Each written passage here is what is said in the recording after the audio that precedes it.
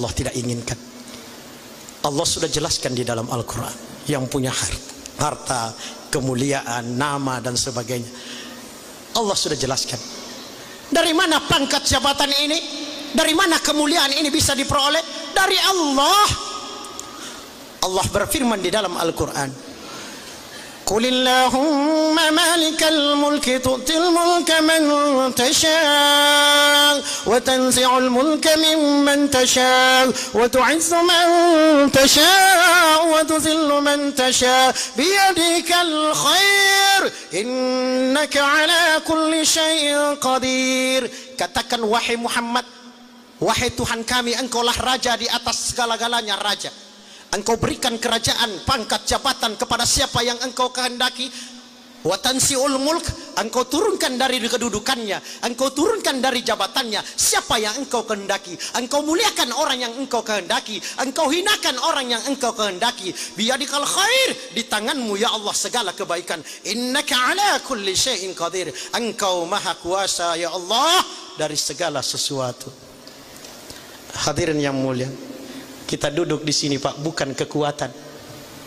Kita masuk di rumahnya Allah ini bukan karena ada undangan. Kita datang di sini bukan karena melihat tempatnya. Kita bohongkan semua itu.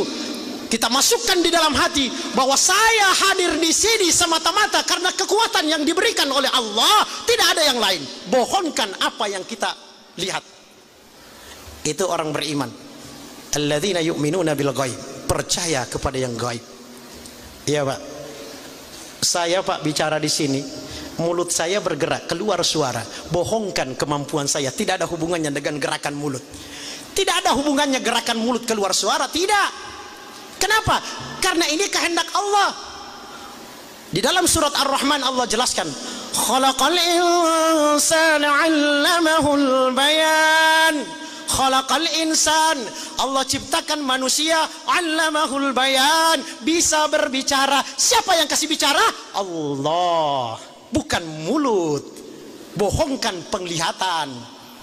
Karena banyak orang sudah punya mulut tapi tidak bisa lagi bicara karena akan nestro.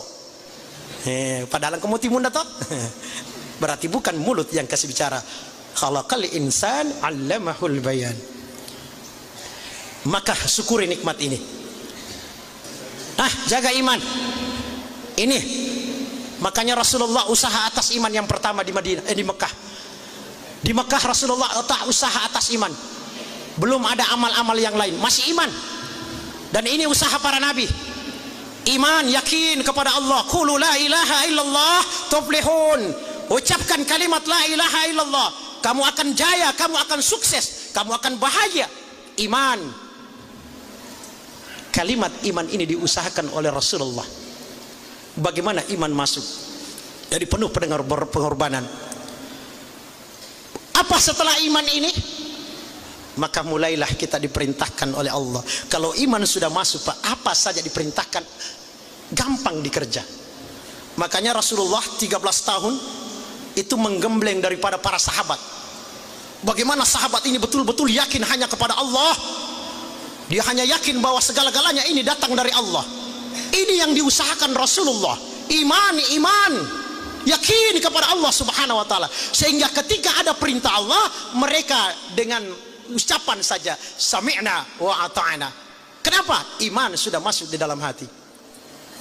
Tapi kalau belum ada iman Pak, bani tahu kamu itu mondro. Pada itu HP lobet. Itu HP Pak kalau lobet, jangan kamba miskol, dipanggil saja setengah mati. Mati HP. Lobet. Perlu dicas. Di mana dicok? Ya di listrik. Bagaimana kalau manusia lobet? Cok di masjid. Kasih angkat, bawa kemari ke masjid. Jangan dibawa ke bengkel. Bawa ke masjid. Cas. Sampaikan tentang pentingnya iman dan amal. Dudukkan di dalam majelis ta'lim, tausiah seperti ini. Begini Masjid Nabawi Madinah dahulu, pusatnya, di mana seluruh kegiatan ibadah dipusatkan di Madinah Al-Munawwarah, dikirim jemaah kemana-mana. Kira-kira Pak kalau tidak ada yang bawa agama, siapa yang kita sembah sekarang. Maka hadirin yang mulia Allah, perlu dengan pengorbanan, dengan iman kita untuk mendapatkan iman ini dengan berkorban. Bagaimana keyakinan kita hanya kepada Allah Subhanahu wa taala. Maka orang-orang yang beriman pun pasti ada ciri-cirinya. Ada ciri-cirinya. Innamal mu'minuna idza dzukirallah wajilat qulubuhum wa idza tuliyat 'alaihim ayatuhu zadatuhum imana wa 'ala rabbihim yatawakkalun. Innamal mu'minun, sesungguhnya orang yang beriman itu hanya yakin kepada Allah. Bagaimana mereka? Idza dzukirallah, kalau disebutkan nama Allah, wajilat qulubuhum, bergetar hatinya, takut kepada Allah. Karena imannya kepada Allah, ketika disebutkan nama Allah, terasa di dalam hatinya. Pernah dia orang jatuh cinta, Pak? Remaja jatuh cinta. Coba kalau dia berdekat-dekat di telinganya, ada dia dengar nama pacarnya, agak seru, apa yang terjadi nih? Karena cintanya, bergetar hatinya kalau disebut ada orang dia cinta, disebut namanya, dia yang bergetar, tenrima mata. Karena ada sesuatu yang masuk dalam hati. Kenapa? Cintanya. Maka orang yang beriman kepada Allah, cinta kepada Allah, ketika disebutkan nama Allah, wajilat qulubuhum, bergetar hatinya. Wa idza tuliyat 'alaihim ayatuhu zadatuhum imana. Kalau dibacakan Al-Qur'an, ayat-ayat Allah, maka bertambahlah iman mereka, semakin yakin kepada Allah, semakin takut kepada Allah ketika mendengarkan ayat-ayat Allah. Mari kita tanya diri kita, ketika kita dengarkan ayat, bergetar ke hati kita? Ada satu kisah ketika satu ayat turun, peristiwa ketika Allah turunkan ayat yang berbunyi, ya ayyuhalladzina amanu qu anfusakum wa ahlikum nara wa quduhan nas wal hijarah. Ketika ayat ini turun, maka besok paginya Rasulullah berangkat ke rumah anaknya yang sangat dicintai, Fatimah. Masuk ke rumah Fatimah, maka ketika itu mendengarkan sesuatu yang oleh Fatimah dan Ali bin Abi Thalib tidak bisa dengar kecuali Rasulullah. Apa yang terdengar di dalam? Ada tangisan, suara orang menangis. Maka Rasul bertanya, siapa yang menangis? Tidak ada, ya wahai Abi. Tidak ada, wahai ayahanda. Tidak ada yang menangis. Tapi Rasulullah penasaran, cari ke sana kemari, dia tuju satu ruangan, ruangan itu ada gilingan gandum. Gilingan gandum, Pak. Orang Arab kan gandum, biasa sering makan gandum. Batu dengan batu digesek-gesek, jadilah tepung. Maka Rasul mendekatkan telinganya, semakin dekat, terdengar suara tangisan. Siapa yang menangis? Batu, gilingan gandum. Dikata teribu, batu Pak teri. Masya Allah. Maka sang batu pun berkata, wahai Rasulullah, saya telah mendengarkan satu ayat ya Rasulullah, bahwa orang-orang nanti di akhirat, sebagaimana ayat itu yang mengatakan bahwa di dalam api neraka nanti ada bahan bakar. Maka saya dengarkan bahan bakar dari api neraka itu ya Rasulullah, manusia dan batu ya Rasulullah. Saya batu ya Rasulullah, saya batu. Saya takut nanti kalau di akhirat nanti saya termasuk bahan bakarnya api neraka ya Rasulullah. Menangis terus batu, tidak mau berhenti. Maka Rasul menyatakan, wahai batu diam. Tidak mau juga. Doakan saya ya Rasulullah, agar nanti saya tidak termasuk bahan bakarnya api neraka. Maka Rasulullah sallallahu alaihi wasallam berdoa kepada Allah Subhanahu wa taala, menyampaikan agar nanti batu ini tidak menjadi bahan bakar dari api neraka. Setelah Rasulullah berdoa, lalu menyampaikan kepada batu, wahai batu, bergembiralah, sesungguhnya saya telah berdoa kepada Allah, memohon kepada Allah agar engkau nanti diselamatkan oleh Allah dari api neraka. Dan ketahuilah wahai batu, sesungguhnya engkau salah satu batu nanti di surga yang menghiasi rumah Fatimah. Diam. Hari ini apakah kita sadar ketika ayat pun disampaikan kepada kita, ketika ancaman-ancaman di dalam Al-Quran disampaikan, kita hanya menganggap sebagai cerita biasa, sebagai pengantar tidur, sebagai dongeng saja. Padahal sesungguhnya pasti dan pasti apa yang disampaikan di dalam Al-Quran, la raiba fi, tidak ada ragu-ragu di dalamnya.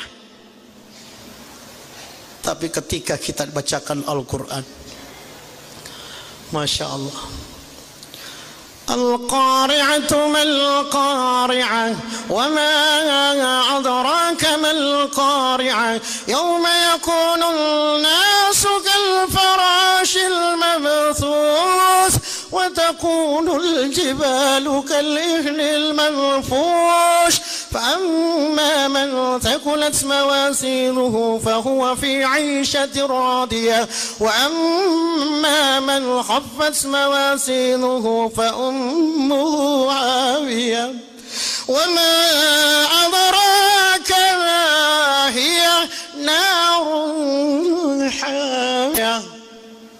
Api neraka. Perasaan kita bagaimana ketika ayat ini?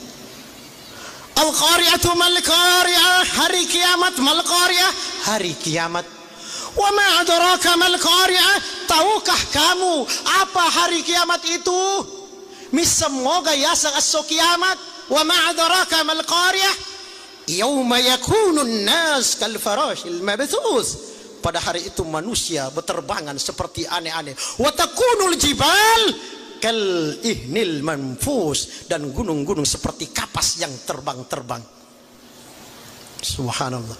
Kalau cuma goyang tanah Pak, 10,5, 12,15, paling kita goyang-goyang. Bagaimana kalau sudah manusia terbang-terbang?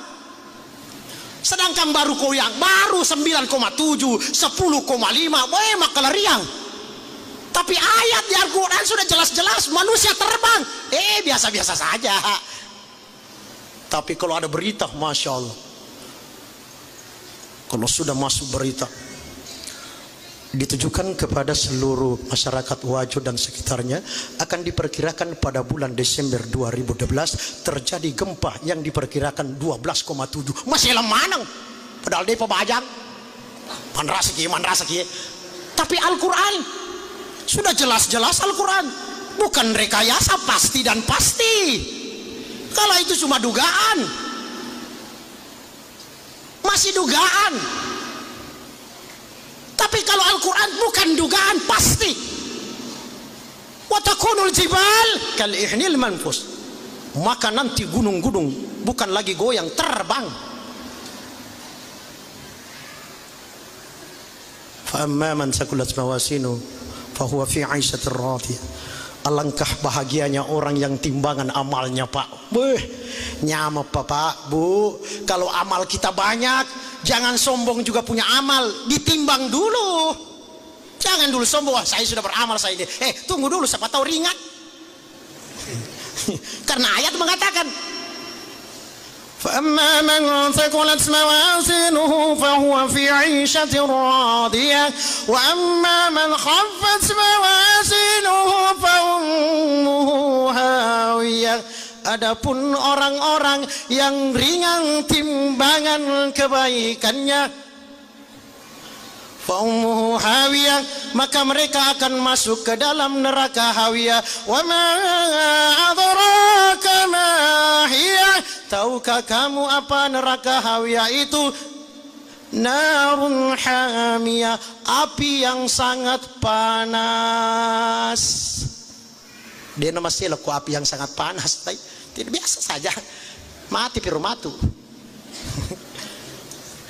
Jaga iman, inilah yang menyelamatkan manusia. Tadi sudah disampaikan oleh Ustaz Mahmud, hidayah. Usahakan hidayah. Jangan cuma kita usaha kehidupan dunia, hidayah tidak pernah kita usahakan. Hidayah ini tidak bisa datang dengan sendirinya, dan hidayah ini tidak dijual di mana-mana. Sekalipun tokonya toko hidayah, tidak jual hidayah. Tidak ada, Pak. Tambah jolo hidayah, kagak hidayah cek deh. Tidak ada, Pak. Hidayah usaha. Itulah sebabnya kalau hidayah ini sangat penting, maka diwajibkan untuk diminta. Minta. Di mana diminta? Dalam sholat. Sholat harus minta hidayah. Siapa yang di dalam kehidupannya tidak pernah minta hidayah, sungguh dia akan mendapatkan kehinaan, mendapatkan kerugian dunia dan akhirat. Ustadz, saya juga pernah minta hidayah cuma 3 kali. Sholat maghrib saja ini 3 rakaat. Hidayah itu di dalam Al-Quran diperintahkan untuk diminta, dan di dalam Al-Quran, di dalam surat Al-Fatihah harus, tidak bisa tidak, karena Rasulullah bersabda, tidak ada sholat yang bagi mereka yang tidak membaca suratul Fatihah. Maka di mana doa hidayah itu? Maka kita ketika kita membaca, Masya Allah, kita baca Al-Fatihah dengan mengharap keridhaan Allah. Bismillahirrahmanirrahim. Alhamdulillahi rabbil alamin, arrahmanir rahim, maliki yaumiddin, iyyaka na'budu wa iyyaka nasta'in, ihdinas siratal mustaqim. Tunjukilah kami ya Allah hidayah, rahmatmu ya Allah, petunjukmu ya Allah. Tunjukkan ya Allah hidayah ya Allah. Hidayah yang bagaimana?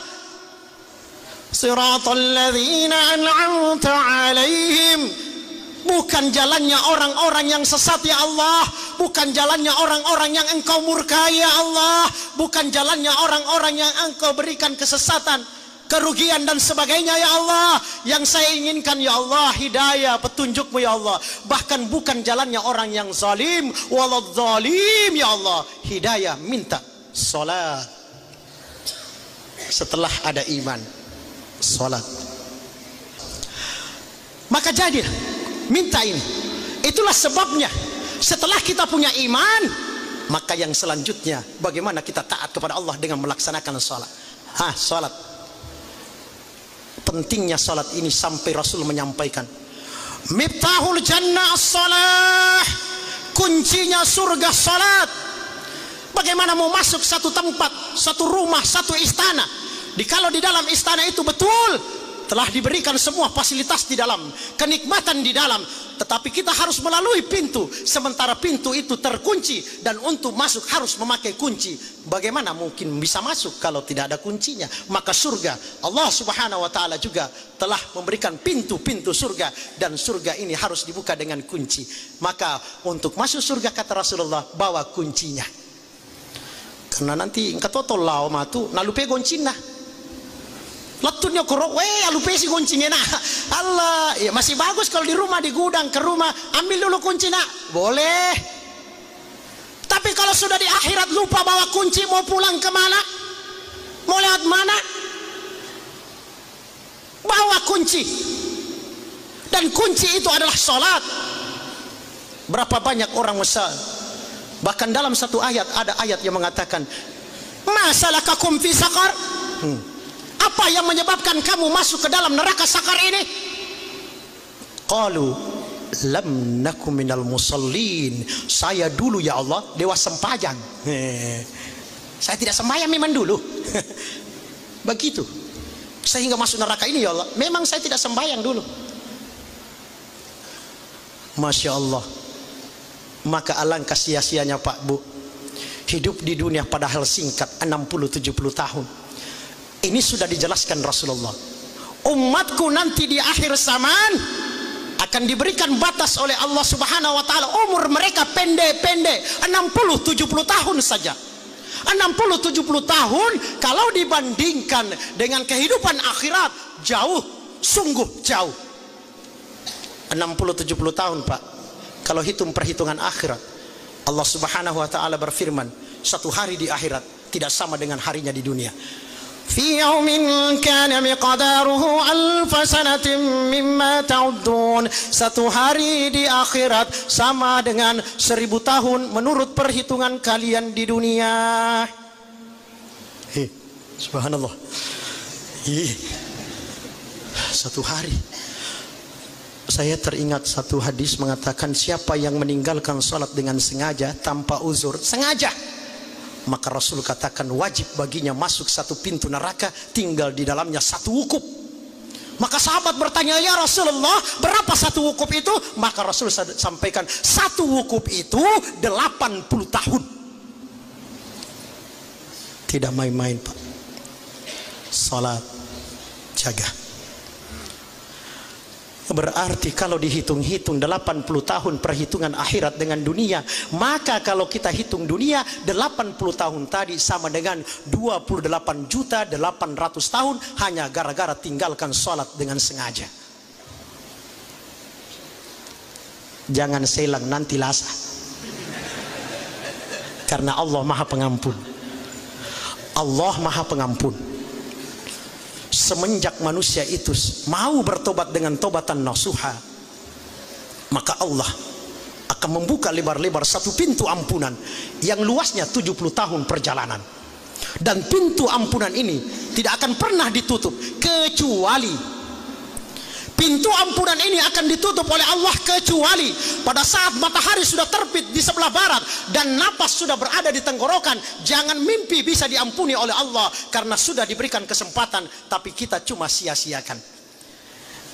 Itulah sebabnya Allah katakan pintu ampunan dibuka apapun dosa kita kecuali syirik.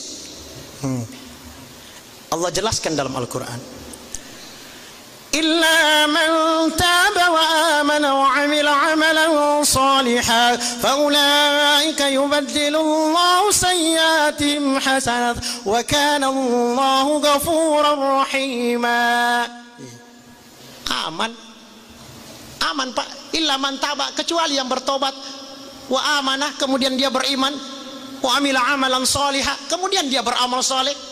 Maka seluruh keburukan-keburukan tahun lalu yang sudah lama ada keburukannya, kalau dia bertobat dengan tobatan nasuha, maka seluruh dosanya akan diganti jadi kebaikan.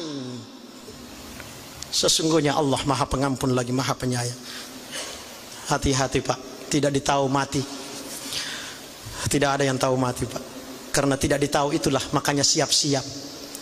Kalau kita tahu umur Ustaz 60, saya sudah bisa berhitung 60 berarti 59,9,9 saya di masjid memang sudah.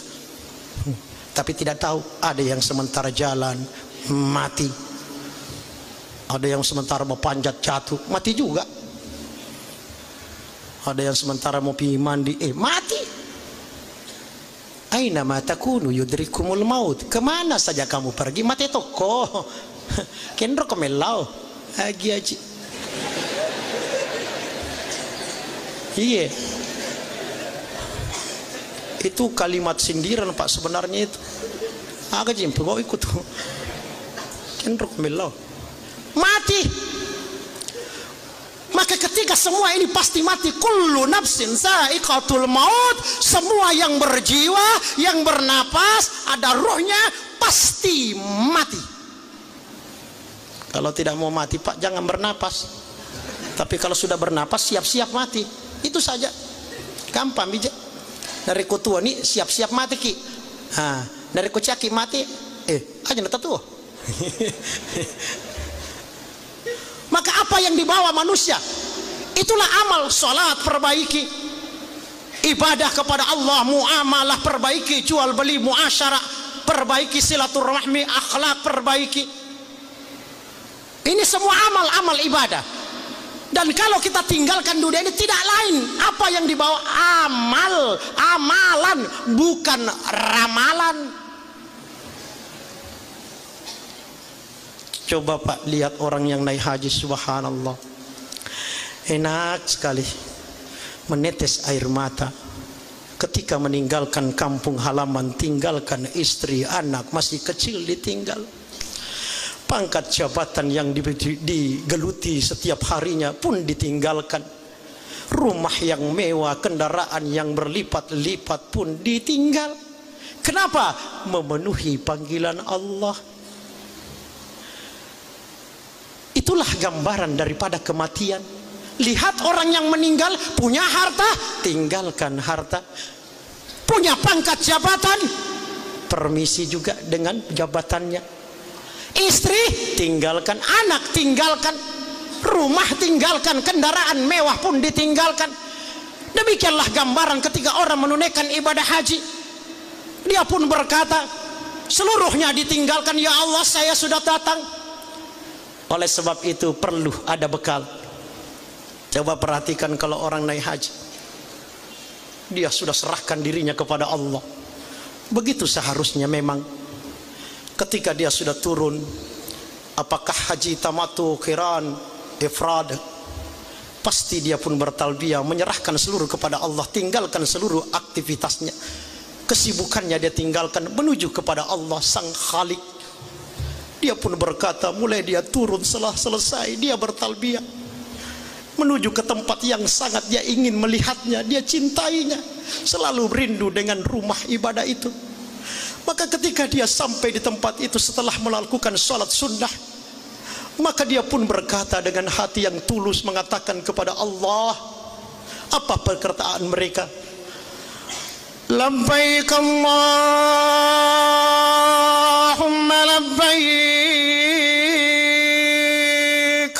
labbaik la syarika lak, labbaik illal hamda wan ni'mata lak wal mulk la syarika lak, labbaik Allahumma labbaik, labbaik la syarika lak, labbaik innal hamda wan ni'mata lak wal mulk la syarika lak, labbaik Allahumma labbaik. Ya Allah, saya penuhi panggilanmu ya Allah. Saya tinggalkan keluargaku ya Allah, saya tinggalkan anak istriku ya Allah, suamiku ya Allah, anak yang kecil ya Allah, perdaganganku ya Allah, rumah yang mewah ya Allah, pangkat jabatan ya Allah, semuanya aku tinggalkan ya Allah,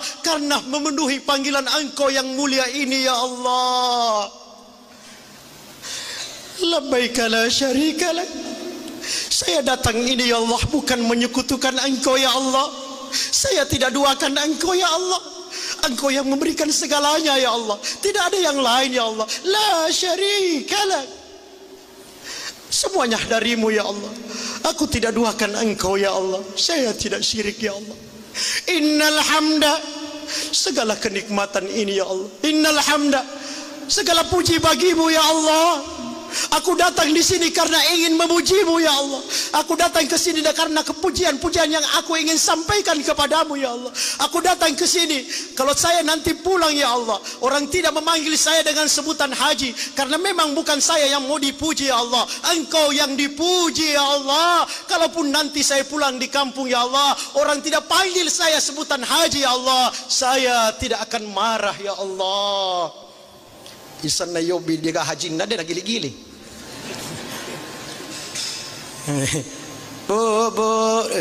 Tidak balik-balik, sudah dibuka, ini sudah di depannya, sudah lewat. Dalam hatinya dia kira barangkali murah-murah saya bayar ke sana.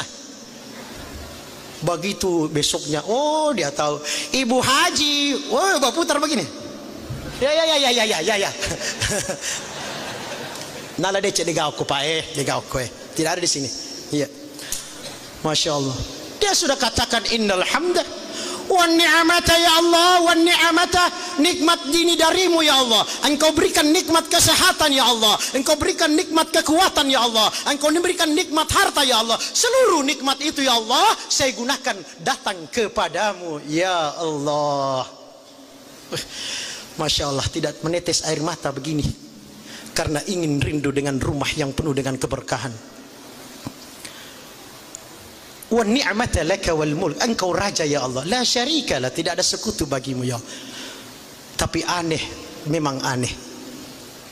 Ketika dia sudah serahkan dirinya pulang, begitu pulang, serahkan ke dunia lagi. Itulah sebabnya ketika orang naik haji perlu bekal. Dan bekalnya sama kalau kita ini meninggal. Karena kita semua yakin kita akan meninggalkan dunia ini. Ya, perlu bekal. Maka Allah menginginkan kita membawa bekal. Dan sebaik-baik bekal kata Allah di dalam Al-Quran, sebagaimana ayat ini sering dibaca di dalam pelaksanaan ibadah haji. Ketika ibadah haji, jemaah haji sudah berada di Arafah menuju ke Musdalifah, biasanya di Masjidil Haram dibaca ayat ini. Saya hanya tekankan di situ bekalnya, karena ini juga bekal menuju ke kubur. Nah, dan semua kita pasti ke kubur. Kalau tidak sempat naik haji, insya Allah ke kubur. Bekalnya sama, ya sama bekalnya.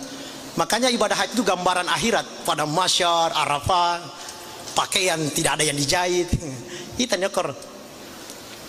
Maka Allah Subhanahu Wa Taala berfirman, ini supaya hanya sekedar supaya bagaimana kita betul-betul yakin bahwa memang benar-benar bahwa bekal yang kita utamakan adalah takwa. Allah Subhanahu Wa Taala berfirman,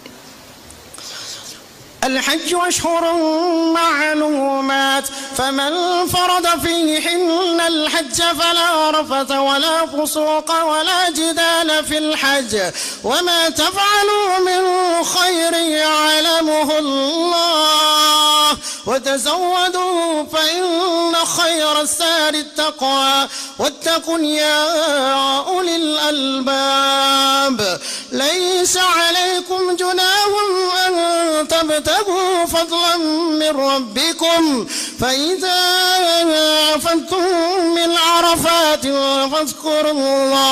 فاذكروا الله عند المشعر الحرام واذكروا كما هداكم وإن كنتم من قبله لمن الضالين.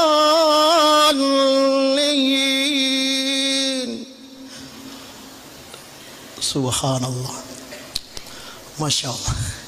Nikmatnya bacaan Al-Quran. Nikmat sekali Pak bacaan Al-Quran.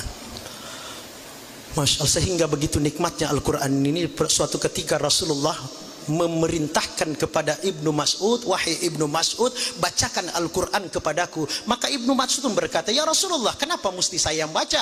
Al-Quran diturunkan kepadamu ya Rasulullah. Saya ingin mendengarkannya, saya senang dengarkan.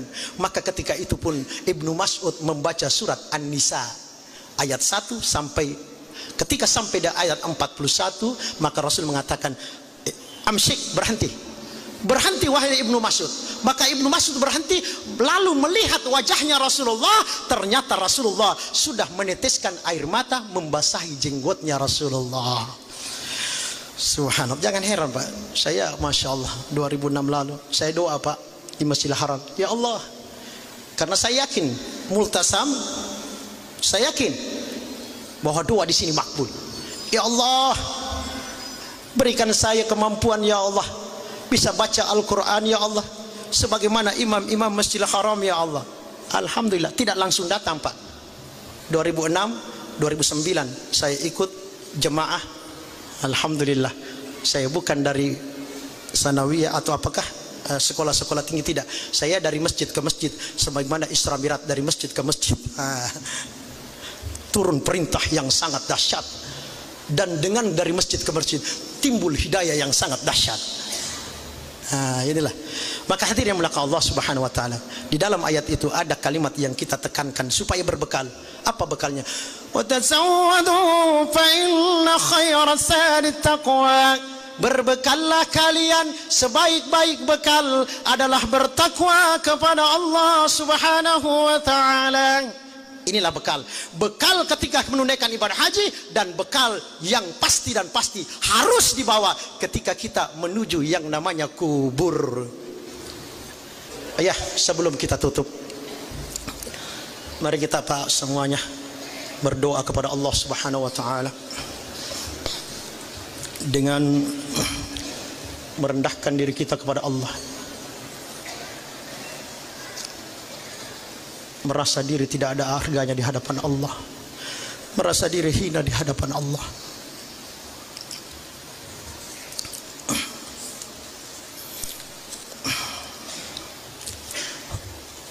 Kita tundukkan kepala kita, hati kita kepada Allah. A'udzubillahi minasyaitonirrajim. Bismillahirrahmanirrahim. Alhamdulillahi rabbil alamin, hamdan shakirin, hamdan na'imin, hamdan yuwafi ni'mah wa yukafi al-mazida. Ya Rabbana lakal hamdu kama yanbaghi li jalalika al-karim wa 'azimika sultanik. Allahumma salli wa sallim ala sayyidina Muhammad wa ala ali sayyidina Muhammad. Allahumma rabbana taqabbal minna salatana wa qiyamana wa ruku'ana wa sujudana wa qudana wa tadarru'ana wa takhassu'ana wa ta'abbudana wa tammim taqsirana. Ya Allah, ya Allah, ya Rabbal alamin. Rabbana ظلمنا أنفسنا وإن لم تغفر لنا وترحمنا لنكونن من الخاسرين. اللهم ربنا لا تؤاخذنا إن نسينا وأخطأنا. ربنا ولا تحمل علينا إصرا كما حملته على الذين من قبلنا. ربنا ولا تحملنا ما لا طاقة لنا به واعف عنا واغفر لنا وارحمنا أنت مولانا فانصرنا على القوم الكافرين. اللهم إنا نسألك سلامة في الدين وعافية في جسدنا وصيادة في علمنا وبركة في رزقنا وتوبة قبل الموت ورحمة عند الموت ومغفرة بعد الموت. اللهم حول علينا في سكرات الموت. اللهم إن في سكرات الموت والنجاة من النار والنجاة من النار والنجاة من النار والأمن من الحساب. اللهم ربنا تقبل منا إنك أنت السميع العليم وتب علينا إنك أنت التواب الرحيم. اللهم إنا نحمدك ونستعينك ونستحييك ونؤمن بك ونتوكل عليك ونثني عليك خير كله. نشكرك ولا نكفرك ونحمده ونترك من يفجرك. اللهم إياك نعبد ولك نصلي ونسجد وإليك نسعى ونحفد. نرجو رحمتك ونخشى عذابك إن عذابك الجد بالكفار ملحق. اللهم لك الحمد كله ولك الشكر كله وإليك يرجع الأمر كله. اللهم لك الحمد كالذي نقول وخيرا مما نقول ولك الحمد كالذي تقول. لك الحمد حتى ترضى إذا رضيت ولك الحمد بعد الرضا. اللهم لك الحمد ما هديتنا ورزقتنا وخلقتنا وفرجت عنا. لك الحمد ترضى إذا رضيت ولك الحمد بعد الرضا. أنا لك الحمد لكل نعمة أنعمت بها علينا في قديم أو حديث أو خاصة أو عامة أو سر أو علانية. لك الحمد بالإيمان ولك الحمد بالإسلام ولك الحمد بالقرآن. اللهم فارق القرآن ومنزل القرآن بالحكمة والبيان. اللهم اجعل ميعادنا عندك الجنة. اللهم اجعل ميعادنا عندك الجنة. اللهم اجعل ميعادنا عندك الجنة. اللهم صل على نبينا وحبيبنا محمد ولا تدع لنا في مقامنا هذا ذنبا إلا غفرته ولا هما إلا فرجته ولا كربا إلا نفسته ولا دينا إلا قضيته إلا شقيته ولا حاجة من الحوائج الدنيا والآخرة إلا قضيتها يا أرحم الراحمين. اللهم ربنا تقبل منا إنك أنت السميع العليم وتب علينا إنك أنت التواب الرحيم. اللهم إنك عفو تحب العفو فاعف عنا يا كريم. اللهم إنك عفو تحب العفو فاعف عنا يا كريم. اللهم إنك عفو تحب العفو فاعف عنا يا كريم. اللهم اغفر للمسلمين والمسلمات والمؤمنين والمؤمنات الأحياء منهم والأموات إنك سميع قريب مجيب دعوات وقاضي الحاجات. اللهم ربنا آتنا في الدنيا حسنة وفي الآخرة حسنة وقنا عذاب النار وقنا عذاب النار وقنا عذاب النار ودخلنا جنة مع الأبرار يا عزيز يا غفار برحمتك يا أرحم الراحمين. حسبنا الله ونعم الوكيل نعم المولى ونعم النصير. لا حول ولا قوة إلا بالله العظيم العظيم. يا ذا الجلال والإكرام يا ذا الجلال والإكرام يا ذا الجلال والإكرام. وصلى الله على سيدنا محمد نبي الأمي وعلى آله وصحبه وبارك وسلم. سبحان ربك رب العزة عما يصفون وسلام على المرسلين والحمد لله رب العالمين.